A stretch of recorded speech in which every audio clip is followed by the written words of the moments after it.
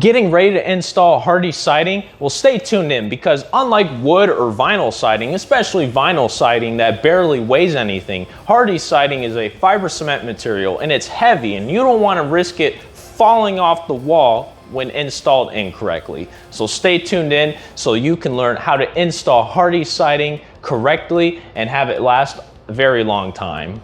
Step one is to install a vapor barrier. Now, whether or not if you have plywood in the back or not, it's always important to have your vapor barrier so that water or moisture doesn't seep into your walls and cause a leak.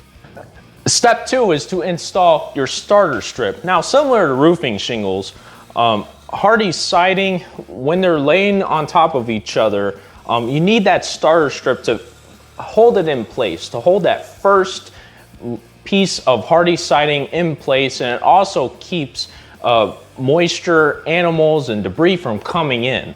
Now that you've done that, now it's time to install the Hardie siding itself. Now that you got your first piece, it's always important to mark out any stud lines and to nail the siding on the studs, because if you try to nail it on plywood and you're not nailing it on the studs, you're risking it falling off in the near future. So make sure to nail the Hardie siding boards on the studs, and then also nailing about 1 inch below the top. This is the perfect setting to nail it, as similar to roofing shingles, when you overlay the next one and the next one and the next one, it covers the nail hole, and again, this keeps the water, moisture, and debris out. And then also, no hand nailing. You want to use a nail gun. With Hardie siding, you do not want to do any hand nailing. Number one, you risk cracking the board when you hand nail. And also, the hand nails themselves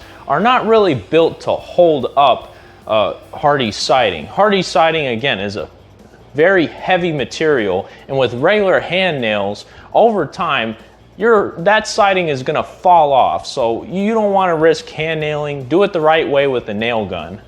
And then also, if you're installing a lot of Hardie siding, you wanna save time, and you're probably used to using a regular framing saw blade. If you're used to cutting with wood or 2x4s, you don't wanna use that same blade for cutting fiber cement material, because with Hardie siding, that's gonna wear out your blades extremely fast, and in turn, it could also wear out your handsaw. It's best to use this Hardie saw blade, which is specifically built for cutting Hardie siding over and over and over again seamlessly. You could just keep this one blade on that handsaw, and you could cut so many Hardie siding boards. And that way, it could keep your life simple and keep your Hardie siding installation project easy and effective.